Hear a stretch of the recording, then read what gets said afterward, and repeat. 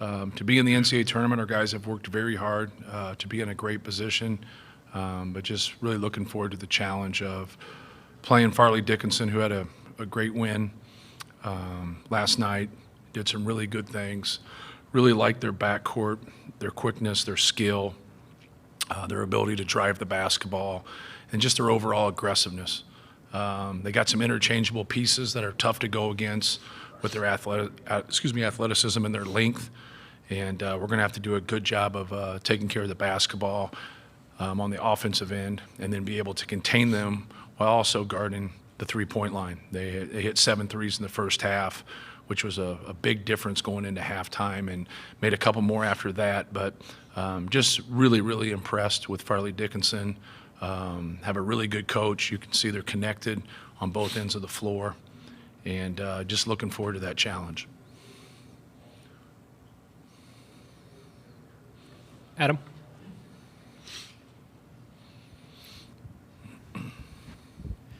Adam Jardy with the Columbus Dispatch. Matt, I know in a coaching career there are ups and there are downs, and when there are downs and if they last for more than a game or two, what does it take as a coach to stick with what you believe in as like your core and not deviate too much from that? Obviously you have to change, maybe schemes and things like that, but like, what does it take to stick to what you believe in when things are really tough? Yeah, just, your own personal convictions about how the game should be played or how your program should be run has nothing to do with an opponent, has nothing to do with the style of anything of that nature. We change a lot on our personnel. So, last time we made a really deep run to the Elite Eight, we had made and took the most three-pointers in the history of the Big Ten, and we didn't have a low post guy. So you guys always say we always have a low post guy, which isn't true. It's close. But we really circle what we do around our best players, and I always say that in recruiting. If you become one of our top 2 or 3 scorers, we're going to circle the wagons around you. If you don't, then you're going to be one of the guys that we circle with, right? And you're going to be one of those guys that play off of those guys. But everybody's a rebounder, everybody's a defender, and that's how you win. What you're kind of leading towards is just winning ways. You can't have enough people on your staff, you can't have enough players on your team that are about winning. And sometimes that takes a little bit of time to gel and to have that, collaboration from everybody that understand what that's about, because a lot of kids want to play a certain role, and that's hard. That's a real hard sell to get everybody to do that. But if you have really good assistants that understand about evaluating the things that you get upset about, you should be thinking about in recruiting. And that's why we've done a much better job here the last 7-8 years, because we focused more on productivity than we have talent.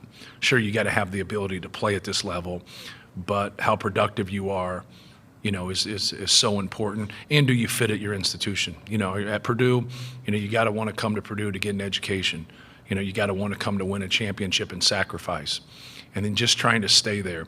Sometimes coaches, and I'm one of them, that has done this, you get blinded by your lack of talent in a certain area, so you just rush to get that certain area and fill that void. And then while doing that, you're messing with your chemistry. You're messing with your culture, and those need to be at the forefront of your decision. It gets difficult sometimes when you strike out on people, especially big guys. So you have we don't draft. All right, we got to recruit. So a lot of times who we want, sometimes you can't get. And so, but if you can get those guys, it's great. But if you can't, how do you maneuver when you absolutely have to have size? You get stuck and you have one big guy and then he fouls out, how do you play the game? It's really hard to, right? So you have to have depth and you have to do things. So there's a little bit of downside to how you collect your team, because once again, we don't draft. Down here in front.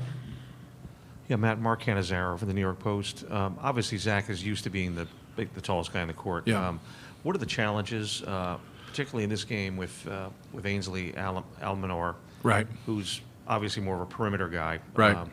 What are his challenges to try to, obviously he lives in the paint, essentially, Zach does. So Yes. Could you speak to that a little bit? What your... Yeah, he won't guard Almanar. Yeah, we'll cross match up and he'll guard the other guy. So I'm not giving him any secrets. Anybody that has a face-up 5 like that, we get Zach on the other guy, and then he guards him. So we've done that all year. We've done that ever since Zach got here. So, but Almanar's a great player. And that's what you normally make changes for, right? You make changes because someone's a great player, and he hit 5 threes. I think it was 5 threes, right, in the game other day. But he can really stretch it, but he can also drive the basketball. So in our last game, Zach guarded their backup point guard, for about 4 or 5 possessions, and it looks funny, right? You got a 7'4" guy guarding a 6-foot guy out there, but it's the lesser of all evils. So we normally, in those situations, when you have a big that can stretch the defense, we put him on the guy. Doesn't mean that guy can't expose him. We just find the guy that doesn't shoot as well, from the perimeter. With those guys, they have a lot of guys that can shoot. So you go to the lesser of all evils, and that guy can still shoot. So you still got to guard him, and you still got to play him. But we have a lot of experience of doing this. It doesn't mean that we can't be duped, but we do have a lot of experience. If I could just ask an unrelated follow, what do you feel like the returning kids learned from the St. Peter's game last year in this tournament? That St. Peter's played harder than we did. That's what they learned. I thought Shaheen Holloway did a better job than I did. I thought they played harder. I thought they were tougher. I thought they were quicker to the basketball. And normally when you get in the tournament, or really any game, if the talent's pretty equal, that team's going to win. So they did. St. Peter's deserved to win. Bill? Bill Bender, Sporting News. Coach, you've been around this for 30-plus years as a player and coach. I mean, how much on a day like today do you still allow yourself to feel, the joy and excitement that comes with being a part of it? Yeah, it's, everybody will text you that or tell you that, and it's a little hard to do when you're involved with it, but you got to take a step back and, just appreciate, what our guys have done for our program and what they've sacrificed, and how cool it is just to coach in an NCAA tournament game and, and to be in this position. But, just like anything, you got to go out and compete, and you got to have a good fight to you. So that's really what your focus is, trying to get your players on edge. You got to work harder than the other team, but you also got to work smarter. Here in the back. Matt, Michael Cohen from Fox Sports. I think you probably would have been in about 4th or 5th grade when the 1980 team made its run. What memories, if any, do you have from that? And then now, to what extent do you try and educate your guys about, the history there and what it means to them, knowing that this is a team that potentially has the chance to make that kind of run as well? Yeah, my whole family went to Indiana, so I was actually an Indiana fan at the time. That changed, obviously, when I was 18. I just remember Indiana getting beat in Lexington, by Purdue. And I think it was they played Duke, I think, or vice versa. I don't know the chronological order there. And I do know Purdue played a game at Mackey Arena, just like Indiana in '81 when they won it. They won their last 2 games in Assembly Hall. So things have changed, right? Things are, you don't play on home courts anymore. The thing I remember is just Joe Barry Carroll more than anything, just how dominant he was. And I told one of his teammates, a guy, last year after the season was over, I just said if I played Zach-Edey 30 minutes, he'd have numbers like Joe Barry Carroll. And he laughed at me and told me I was crazy. And then he called me the other day and said he has numbers like Joe Barry Carroll, actually a little bit better. So, but that's what I remember. And obviously getting a special run like they had, like anybody has that gets that thing, that's what you want to be able to do. You want to be able to play your best basketball at this time of the year. Over here on the right. Hey, Matt, I'm Greg Doyle. I'm with the Indy Star. Nice to meet you. I've heard of you. Yeah. How's Zach handling the 30 games or whatever it's been of being the guy that everybody's hitting on? I mean, just physically and mentally. How is he, the wear and tear? It doesn't seem to be affecting him, but you tell me. Right. Yeah, I think he's all right. I think that's probably a better question for him. But I think he does a good job. The thing that's interesting is, players lie to you when they come to the huddle. Like you'll try to ask him a question about like getting fouled and say, hey, what happened there? Did you get fouled? I mean, I got creamed, I got smoked, I got hit. Then you go back and watch film and they don't get touched, because every player's that way. I don't know a good player that doesn't cheat on the score in a pickup game. That's just kind of part of your gamesmanship in going about things. But when he outwardly, argues about something and you go back and watch film, he's right. He doesn't argue much, but when he does argue, he gets hit down there. But he's kept a great attitude. And, we had a tough stretch there. I thought the refereeing in the Big Ten was really good the last 5-6 games in regards to him. I thought in the Big Ten tournament it was good in regards to him. Before that, we had about a 5-game stretch where, it was, like a hockey game. And so he should be successful since he's a hockey player and be all right with it. But I think that was a little frustrating for him. And, we just had to focus, and worry about what we can control. And but he does a good job. He's a very down to earth person, and he just stays the course and keeps battling. Tom Withers, Associated Press. Matt, it's 23 years since a Big Ten team has won it all, and it's not like schools haven't made deep runs. You've had a number of teams in the championship games. Do you have any theories as to why you guys have not been able to finish? Is it just brutalizing each other during the year? Is it just kind of the nature of the beast of this tournament? Yeah, I would think there's a lot of different probably reasons, but like putting your finger on just like one thing why that's happened. I always look at it, and I talk about this in the ACC Big Ten Challenge. You got to do your part without sitting there looking at your whole league and say something in theory why it hasn't happened. I can sit here and tell you that, Purdue's got to do a better job. I got to do a better job. And you just got to keep fighting. And the thing that you have to do is keep putting yourself in the position that we're in right now.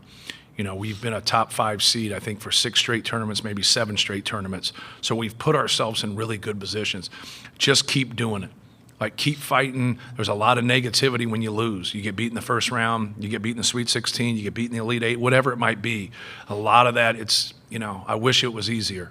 It's just not. There's really good teams that you're playing, and you just got to be better. But that's what we got to do as a whole when it comes from Purdue. We just got to be better, but we got to keep competing. And you got to understand it could be your time right now, so then you wouldn't be able to ask that question. But that's just kind of our focus. And instead of putting it on everybody else, like, let's put it on ourselves and let's be better and do a better job of representing our league. We'll move to our right side first in the front, then in the back. Sam King, Journal and Courier. I think it was Caleb First who told me maybe a week or two ago, it just feels like Groundhog Day because we're playing Big Ten team after Big Ten team. Now you've played 23 in a row. How much of a breath of fresh air is it to go see some different strategies and see some teams that you're not familiar with? Yeah. When you get in conference, I think that holds true in any conference, is like, the opponent actually knows your stuff better than you do. When you get into some of those games, it gets really difficult. But it's also, the different style, and so like now you're going to face different styles if you can keep advancing, and you got to adjust to them. I think the one point to it is you're hoping what you do is harder for them to adjust to than what you got to adjust to them. And I think Zach kind of holds true for that. If you've not faced him, people have taken him away, and then he's gotten 10 offensive rebounds in a game. People have played him one-on-one, and he gets 30. People have doubled him, and he's gotten 30. People have done different things. So you're hoping through that and through our team's willingness to play through him that we're causing more problems for them than they are us. But, after a while when you're constantly playing teams that are physical, that know your stuff, I think it'll be really, really good to get in here to where, they're going to call fouls by the letter of the law, and you're facing some different people also.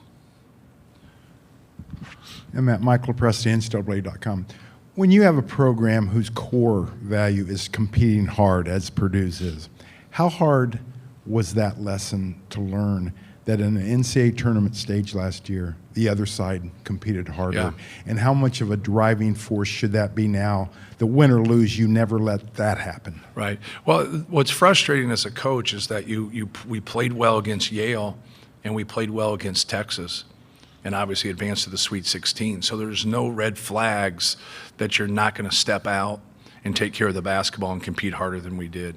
And so then when it happens, because that's your job, right? That's your job as a coach, to be able to see some things, because it is your team, that others can't see from the outside. So that was a real surprise kind of for us. But we knew as a coaching staff how tough they were.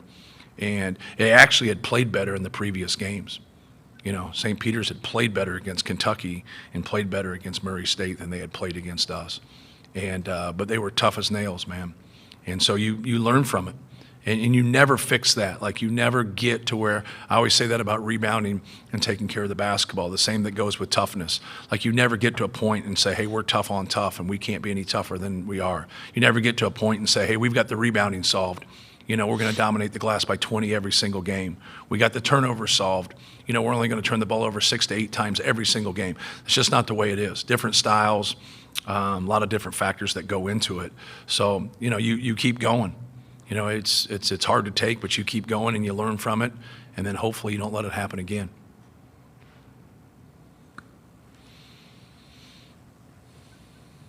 Anything else for Coach?